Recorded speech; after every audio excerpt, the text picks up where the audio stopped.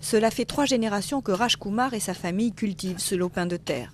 Les récoltes de riz et de légumes ont toujours été suffisantes pour nourrir sa famille. Mais depuis ces 3 dernières années, rien ne va plus.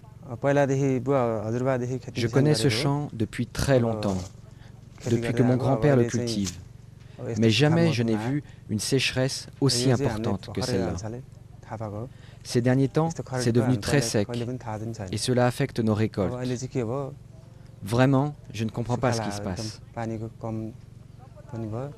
Le Népal est frappé par une sécheresse historique. Les pluies de mousson sont devenues particulièrement irrégulières et à certains endroits, le rendement des récoltes a été divisé par 2.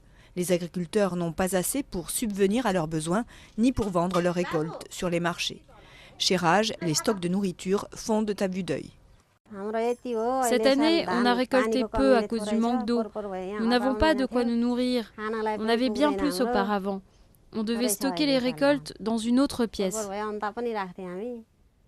Une situation que le PAM, le Programme alimentaire mondial, décrit comme une collision de crise. Selon lui, 3,5 millions de personnes n'ont pas assez à manger, alors que le Népal souffre déjà d'un des taux de malnutrition les plus élevés.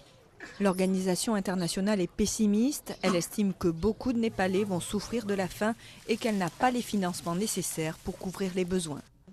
La population népalaise a de moins en moins de nourriture. Les familles commencent à retirer les enfants des écoles.